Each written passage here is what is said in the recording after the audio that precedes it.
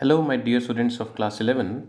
Today we'll study a very important topic of class 11, unit 1, some basic concepts of chemistry. And this important topic is called the mole concept. Okay जो इस chapter में सबसे important topic है उसके बारे में हम पढ़ेंगे. It's called the mole concept. ठीक है, तो मोल कॉन्सेप्ट को समझने से पहले, before understanding this mole concept, we need to go to some of your junior classes, और वहाँ जाकर जो आपने सीखा हुआ है पहले उसके बारे में थोड़ी सी हम यहाँ पर बात करते हैं. And then we will come back to the mole concept. जैसे छोटी क्लासेस में मैथ्स में, प्लेन मैथ्स में आपने एक तरीका पढ़ा हुआ है, it's called the unitary method. ठीक है, यूनिटरी मेथड में आप किस तरह के क्वेश्चंस किया करते थे? बहुत ही सिंपल तरीके के क्वेश्चंस करते थे जो आज आपके लिए बहुत सिंपल है. जैसे से for instance 5 kg Apple costs you 100 rupees, then the question would have been asked that 2 kg apples would cost you how much? सो ऐसे क्वेश्चंस आपके लिए तो खैर बाएं हाथ का खेल है, लेकिन बेसिकली जो हमें यहाँ पर समझना है वो है इसकी मेथडोलॉजी, कि ये किया कैसे जाता था. ठीक है, इसको यूनिटरी मेथड क्यों बोलते थे? यूनिटरी का, यूनिट का मतलब क्या होता है? Unit means what? वन. तो ये जो है, हम इसमें करा क्या करते हैं, अगर आपको ध्यान हो, इसको ऐसे करते हैं कि 5 kg जो है वो अगर 100 रुपीज़ का है, तो 1 kg जो है वो कितने का आएगा? 100/5. और फिर 2 kg कितने का आएगा? 2 kg जो है वो आएगा 100/5 × 2. इस तरीके से हम सॉल्व करा करते थे. यानी पहले हम एक के लिए हम वो जो जो भी चीज़ दी हुई है उसके लिए 1 के लिए हम वैल्यू निकालते थे, और उसके बाद जितनी दी गई हैं उससे हम मल्टीप्लाई कर देते थे. This is called the unitary method. ठीक है, तो ये यूनिटरी मेथड अगर आपको ध्यान है, अगर आपको अच्छे से आता है, तो जो है आपका मोल कॉन्सेप्ट समझ लो हो गया. आप हैरान हो जाओगे, क्या बात, मोल कॉन्सेप्ट हो गया?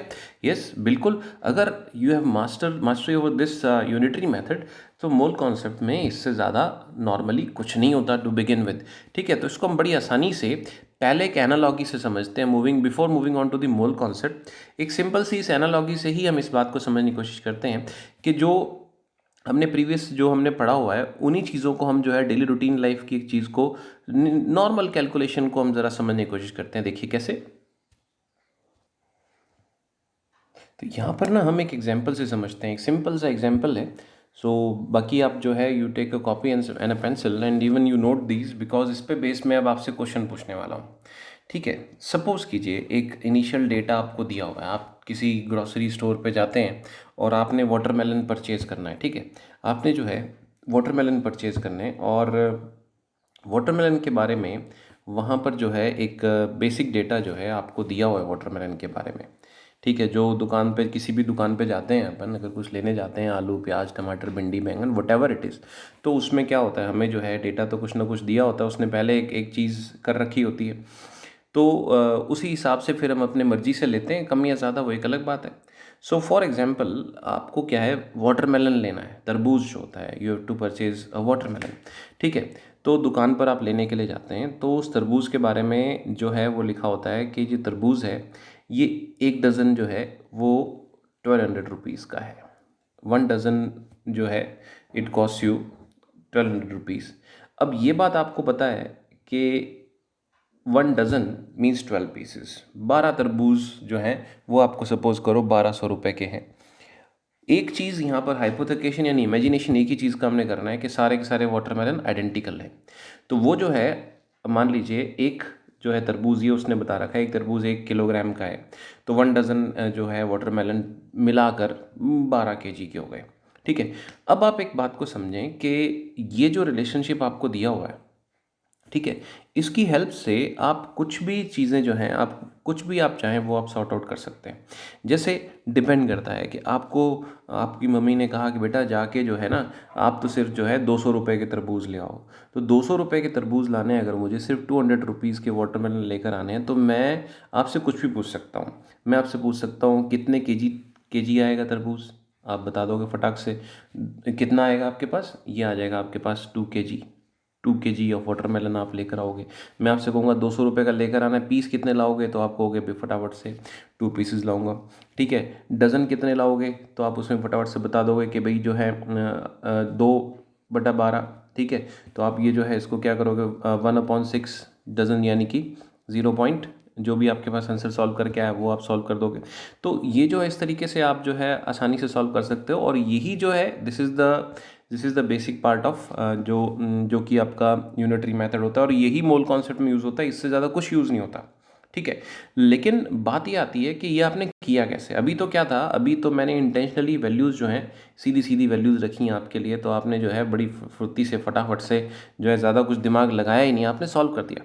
लेकिन ज़रा दिमाग लगाकर अपन काम को करें, तो थोड़ा सा बात को समझने करें कि सॉल्व कैसे किया, इस पर अपना दिमाग लगाएं।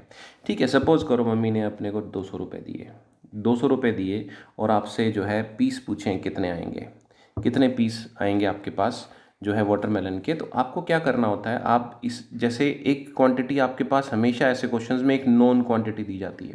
ठीक है, और दूसरी क्या होती है, अननोन होती है। ठीक है, यूनिटरी मेथड का प्रिंसिपल क्या है कि जो आप अननोन क्वांटिटी है वो लेफ्ट आपके राइट हैंड साइड में लोगे, और जो नोन क्वांटिटी है वो आप लेफ्ट हैंड साइड में लोगे। ठीक है, और इस तरीके से जो है आप उसको सॉल्व करोगे। तो सबसे पहले क्या होता है, इसमें आपको स्टैंडर्ड रिलेशनशिप यूज़ करना होता है। स्टैंडर्ड रिलेशनशिप क्या है, यहाँ पर आपको जैसे जो मैंने डेटा दिया, मैंने कहा था कॉपी पेंसिल लेकर बैठो, आपने लिख रखा होगा कि जो स्टैंडर्ड रिलेशनशिप प्राइस का है, प्राइस 1200 रुपीज़, 1200 रुपीज़ अगर आप लेते हैं तो उसमें जो स्टैंडर्ड रिलेशनशिप है कि आपको 12 पीस जो है वाटरमेलन मिलता है। तो फिर 1 रुपी अगर आप लेके जाते हैं तो आपको वाटरमेलन कितना मिलेगा, 12/1200। ठीक है, और उसके बाद जो है अगर अपने फाइनली देखें तो अगर आप 200 रुपीज़ लेकर जाते हैं, यानी आपने 1 रुपी में कितने वाटरमेलन आएंगे वो निकाले, तो 200 में क्या कितना आएंगे, 12/1200 इंटू 200। ठीक है, तो इस तरीके से आपने इसको सॉल्व किया, तो ये आपके पास 0 से 0 2 0 गए, 12 से 12 गया, तो आंसर आपका फाइनली क्या आया, 2 आया। सो बेसिकली आप कहोगे क्या चीज़ें चल रही हैं, तो basically what I want to insist on कि जो है आपको ये मेथोडोलॉजी आनी चाहिए, ये ही मेथोडोलॉजी आगे मोल कॉन्सेप्ट में एक्सटेंड होती है, इससे ज़्यादा कुछ नहीं होता। एक बार अगर आप समझ गए तो चीज़ें बहुत आसान हो जाती हैं। ठीक है, अदर वे राउंड लेते हैं। देखो, मान लो मम्मा ने आपको 200 रुपीज़ दिए हैं कि 200 रुपीज़ ले जाओ बेटा, मगर वाटरमेलन जो है वो वेट करके लाना। ठीक है, उसमें आपको कितना जो है कितना केजी मिल जाएगा, वेट आपसे पूछा गया। तो अब की बार क्या होगा कि आपके पास नॉन क्वांटिटी प्राइस है और जो अननोन क्वांटिटी है वो उसका वेट है। ठीक है, तो स्टैंडर्ड रिलेशनशिप, यानी स्टैंडर्ड का मतलब जो नोन जो वहाँ पर स्पेसिफाइड है वो रिलेशनशिप क्या है कि 1200 रुपीज़ अगर आप लेके जाते हैं तो उसमें आपको 12 kg जो है आपके पास जो वाटरमेलन आते हैं। ठीक है, तो फिर 1 रुपी में कितना आएगा, वही 12/1200, और फिर 200 रुपीज़ में कितना आएगा आपके पास, 12/1200 इंटू 200। सो ये आपके पास फिर से 2 kg आ गया आपके पास। ठीक है, इसी तरीके से देखो, कुछ भी आपसे एक चीज़ देकर दूसरी पूछी जा सकती है ना। जैसे मान लीजिए डज़न की बात करते हैं, 200 रुपीज़ में अगर आपसे पूछा जाता है डज़न कितना आएगा। ठीक है, तो आपको पता होना चाहिए कि जब आप 1200 रुपीज़ लेके जाते हैं तो आपको एक डज़न मिलता है, तो 1 रुपी में आपको 1/1200 डज़न मिलेगा, और 200 रुपीज़ में आपको 1/1200 इंटू 200, इतने जो हैं आपको इतने डज़न ऑफ वाटरमेलन मिल जाएंगे। ठीक है, अब बात दूसरे वे राउंड लेते हैं। ज़रूरी थोड़ी है कि मम्मी आपको पैसे देकर, मम्मी ने कहा पैसे जितने मर्जी ले जा बेटा, बस मुझे ऐसा करना, मुझे 24 पीस वाटरमेलन ला देना। ठीक है, पूछ लेना दुकानदार से, जितने पैसे मांगे वो दे देगा। तो अब की बार क्या हुआ कि अब की बार आपसे जो है प्राइस पूछा गया, अब की बार आपसे जो है रुपीज़ कितने हो गए ये पूछे गए आपसे, कितने रुपीज़ यहाँ पर आ रहे हैं। तो ये अब की बार क्या हुआ कि आपके पास जो है पीस पता है आपको, और प्राइस पूछा है आपसे। तो स्टार्ट कैसे करेंगे, लेफ्ट हैंड साइड पर नोन जो स्टैंडर्ड रिलेशनशिप है कि 12 पीसेज अगर आप लेते हैं तो उसकी प्राइस कितनी होती है, 1200 रुपीज़ होती है। तो फिर 1 पीस की प्राइस क्या होगी, 1200 अपॉन 12 और फिर 24 पीसेस की प्राइस क्या होगी, तो आप करोगे 1200 अपॉन 12 इंटू 24। इस तरीके से आप सॉल्व करते होते हो। कहने का मतलब ये है कि अगर मैंने आपके लिए यहाँ पर 4 रिलेशनशिप्स आपको बना कर दिए थे, उन 4 रिलेशनशिप्स में ये चारों आपस में इंटरलिंक्ड होते हैं। आपसे कोई भी एक चीज़ देकर दूसरी चीज़ पूछी जा सकती है, किसी भी एक चीज़ को देकर आपसे जो है वाइस वर्सा जो है आपसे पूछा जा सकता है। ये जो है you know it very well. अब इस चीज़ को आप समझ गए कि भाई कोई एक चीज़ देकर दूसरी चीज़ आपसे पूछी जा सकती है, ठीक है। तो आपको ये जो है रिलेशनशिप आना चाहिए। कोई प्राइस दे दी, वेट पूछ लिया, डजन दे दिया, प्राइस पूछ ली, या वट एवर इट इज़, तो ये जो कॉम्बिनेशन है ये सारा झोलमाल आपको समझ आना चाहिए। और ये सारा का सारा बेस्ड होता है यूनिटरी मेथड पर। समझ किस चीज़ की होनी चाहिए कि आपको लेफ्ट हैंड साइड पर हमेशा जो भी जिस चीज़ का डेटा दिया हुआ है वो लेना है, और राइट हैंड साइड पर जो पूछा गया है वो लेना है। उसके बाद आपको सॉल्व कर देना है, ठीक है। तो अब हम जो है इस नॉलेज को will extend it for our further, जो है अब प्रॉपर अपने मोल कॉन्सेप्ट के ऊपर इसको एक्सटेंड करते हैं। देखिए कैसे। ओके, तो अब देखिए क्या होता है। जब हम केमिस्ट्री की बात करते हैं तो we talk about very very very very minute particles, atoms, molecules, ions की बात करते हैं, जो साइज़ में बहुत बहुत बहुत बहुत छोटे होते हैं। They are very small in size. तो क्योंकि वो बहुत छोटे होते हैं साइज़ के अंदर, तो इसीलिए क्या होता है कि हम जो है उसको मोल्स के अंदर एक्सप्रेस करते हैं। यहाँ पर जो मोल होता है, मोल मीन्स अ पाइल और heap of something. Mole means a pile और हीप ऑफ समथिंग। किसी चीज़ के ढेर को हम यहाँ पर मोल बोलते हैं, ठीक है। तो यहाँ पर जो है आपको एक बात समझनी है कि जो जैसे एक डज़न में, आपको डज़न बोलते ही पता होता है उसमें चीज़ें जो भी किसी भी चीज़ का होता है, जैसे डज़न ऑफ पेन है या डज़न ऑफ डस्टर्स है, तो वो गिनकर 12 होते हैं। उसी तरीके से जब आप एक मोल की बात करते हो, तो वो जो मोल है, किसी भी चीज़ का एक मोल अगर होता है, चाहे पेन है, चाहे पेंसिल है, चाहे डस्टर्स हैं, एक मोल अगर होता है तो वो जो है किसी भी चीज़ का एक मोल गिनती में, काउंट के पॉइंट ऑफ व्यू से, वो जो है इट्स इक्वल टू 6.022 इंटू 10⁻23। वो एवोगैड्रोस नंबर के बराबर होता है, ठीक है। तो काउंट के पॉइंट ऑफ व्यू से 1 mole is always equal to the Avogadro's number. उसी तरीके से किसी भी चीज़ का अगर आप मोल लेते हैं तो मास के फॉर्म में भी आप उसको एक्सप्रेस कर सकते हैं। तो जो एक मोल किसी चीज़ का मास होता है वो उसका मोलर मास कहलाता है। अब जैसे मोलर मासेस आपको याद होंगे, जैसे मान लीजिए सोडियम एटम्स है, तो सोडियम एटम्स का जो मोलर मास होता है 23 ग्राम्स होता है। या फिर वाटर है तो वाटर का H2O का मिलाकर 18 ग्राम्स आता है, H2O का मिलाकर। तो ये जो होते हैं, ये जिस जिस एंटिटी की आप बात कर रहे हो, जैसे वहाँ पर हमने वाटरमेलन की बात करी, तो डजन ऑफ वाटरमेलन का वेट कुछ और होगा, डजन ऑफ मैंगो का वेट कुछ और होगा, डजन ऑफ ग्रेप्स का कुछ वेट और होगा। तो उसी तरीके से हमारे पास यहाँ पर जो स्पीशीज़ है उसका वेट जो होगा, एक मोल लिया जाए, यानी अगर मैं 23 ग्राम सोडियम की बात कर रहा हूँ, तो इसका मतलब ये हुआ कि 1 मोल ऑफ सोडियम एटम्स, यानी कि गिनकर 6.022 × 10⁻23 इतने सोडियम एटम्स लिए गए हैं, और उनको इकट्ठा करके जब उनका वजन लिया गया, then they weigh what, they weigh 23 grams. Similarly water का जैसे मोलर मास H2O के हिसाब से, आपके पास 2 + 16 दैट मेक्स इट 18। तो 18 ग्राम्स पर मोल जो आता है वो इसीलिए आता है कि यानी इसका मतलब क्या हुआ कि एक मोल वाटर के मॉलिक्यूल्स लिए जाएं, इसका मतलब गिनकर 6.022 इंटू 10⁻23 इतने वाटर मॉलिक्यूल्स लिए जाएं, और उनको इकट्ठा करके अगर उसका एक लड्डू बना के उसका वजन लिया जाए तो उसका मास 18 ग्राम्स आता है। तो उस वेट को हम जो है हम बोलते हैं मोलर मास बोलते हैं, ठीक है। तीसरा एक्सप्रेशन जो आता है वो थोड़ा लिमिटेड है, थोड़ा ध्यान से देखिएगा। वो सिर्फ और सिर्फ जो है वॉल्यूम ऑफ गैसेस के लिए, सिर्फ और सिर्फ गैसेस के लिए है। ये सॉलिड्स या लिक्विड्स या एक्वस इन पर अप्लाई नहीं करता होता। तीसरा रिलेशनशिप सिर्फ और सिर्फ गैसेस के लिए, and that too at STP। STP stands for standard temperature and pressure. ये क्या चीज़ होती है अभी मैं आपको आगे बताऊंगा। तो यहाँ पर जो है जो है इसमें जो रिलेशनशिप आता है, जो ये लास्ट जो आपके पास मैंने आपको बताया, तो वॉल्यूम की बात करें तो किसी भी गैस का अगर 1 मोल लिया जाता है, यानी इतने इतने एवोगैड्रोस नंबर ऑफ मॉलिक्यूल्स दिए जाते हैं, या वजन की पॉइंट ऑफ व्यू से बात करें तो उसका मोलर मास जितनी गैस ली जाती है, तो उसको देखा गया है कि अगर उसको STP पर फैलने दिया जाए तो हर गैस एक बराबर वॉल्यूम ऑक्यूपाई करता है, और उसको हम बोलते हैं standard molar volume. Standard molar volume. I hope आपके पास पेन एंड पेंसिल है, तो आप उससे 7 पेज है आपके पास, उसको नोट करना है आपने इन सब सारी चीज़ों को। तो स्टैंडर्ड मोलर वॉल्यूम जो है, देखिए अगर STP पर एग्जैक्टली हम बात करें तो वो होती है 22.7 लीटर्स। लेकिन अभी जो है हम कैलकुलेशंस के लिए ज़्यादा जो चल रहा है, जो भी हम यूज़ करते हैं, वो क्या है कि कंडीशंस में हम इसको, आप थोड़ा याद रखिएगा, standard molar volume we will take it as 22.4 litre. Although जो है प्रिसाइज टर्म्स में ये लेनी चाहिए हमें 7 लीटर्स लेनी चाहिए, लेकिन इसके बारे में भी हम डिस्कशंस थोड़ा बाद में करेंगे। फिलहाल क्योंकि मैं ज़्यादा इस पर कॉन्ट्रडिक्शंस नहीं चाहता, इस पर ज़्यादा फर्क नहीं पड़ेगा यहाँ पर।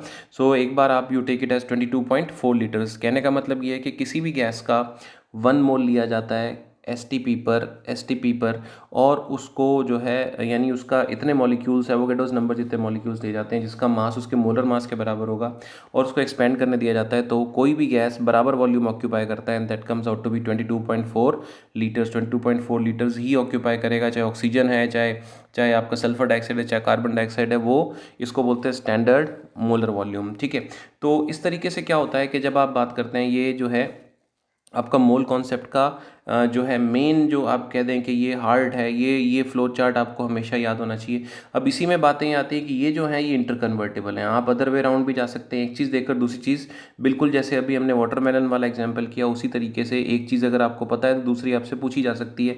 All these things are inter related to each other, ये आपको जो है, और ये कुछ नहीं, सिर्फ और सिर्फ यूनिटरी मेथड का ही एक्सटेंशन है। यूनिटरी मेथड से ही सॉल्व की जा सकती हैं, you can easily solve those, एक बार क्लिक करने की ज़रूरत होती है इसके अंदर।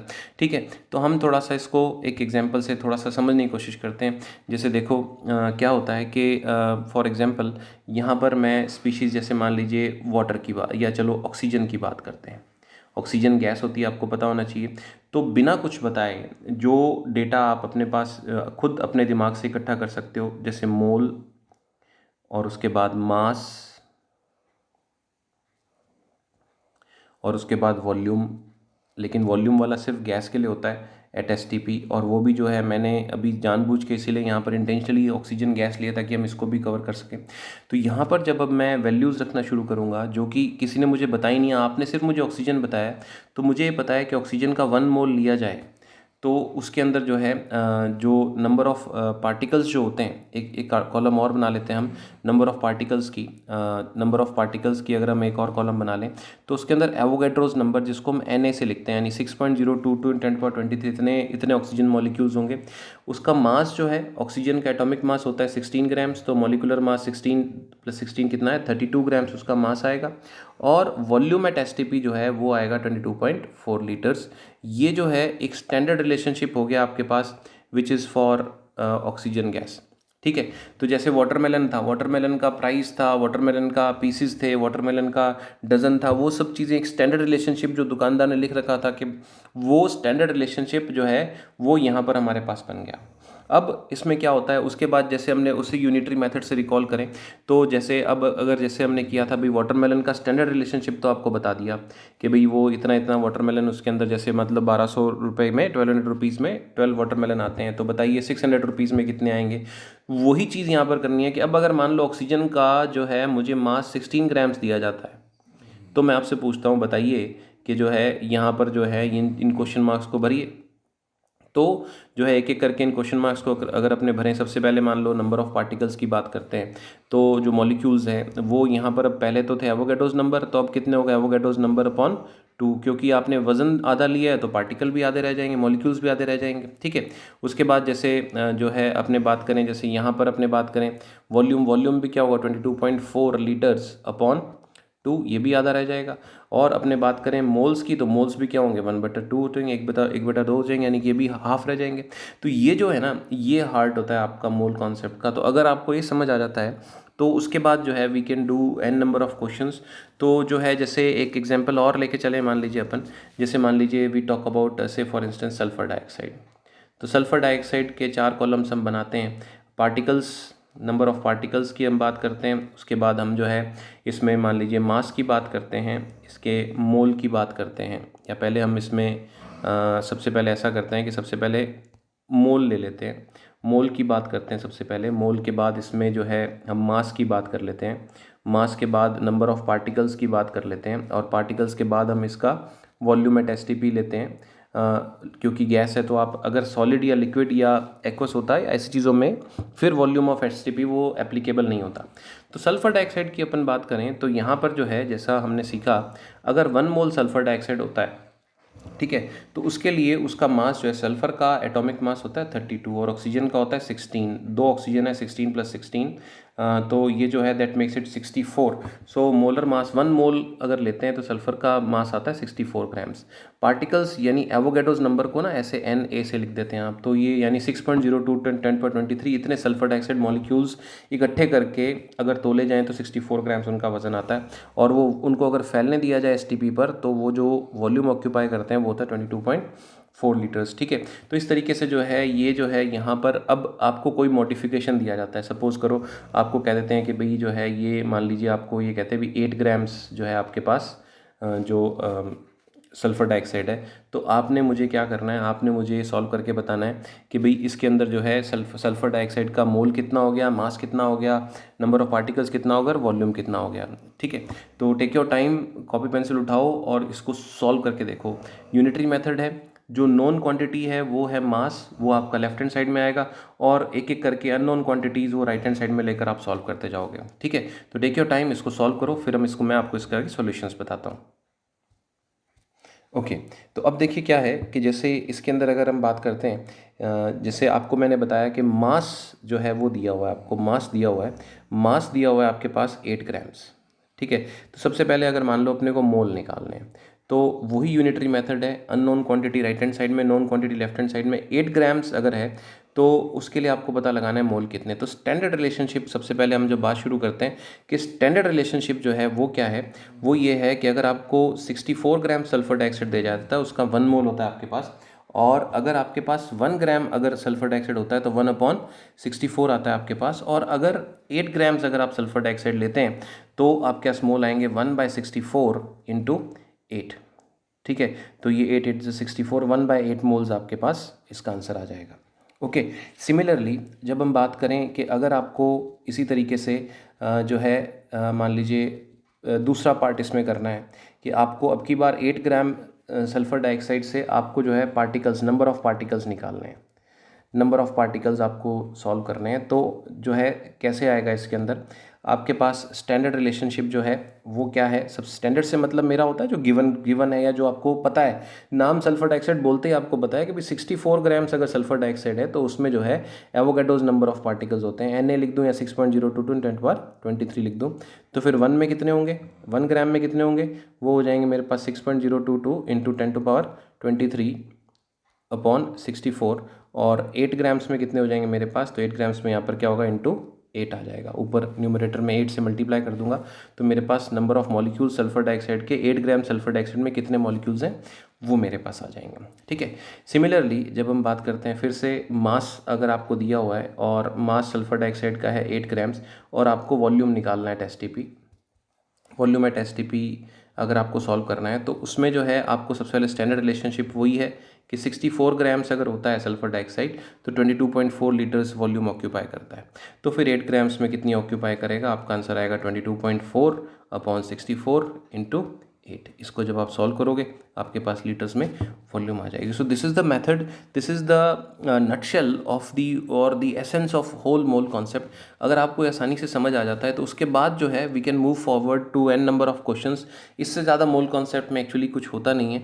तो लेकिन क्या है कि क्वेश्चंस जब आप करते हैं, जितने ज़्यादा आप क्वेश्चंस करोगे तभी उतने ज़्यादा आपको चीज़ें समझ आएंगी। यहाँ पर जो है एक चीज़ है कि आपके पास जो आपके दिमाग में होगा भी एसटीपी जो है वो क्या है, तो वो मैं आपको बता दूं, ये है स्टैंडर्ड टेम्परेचर एंड प्रेशर।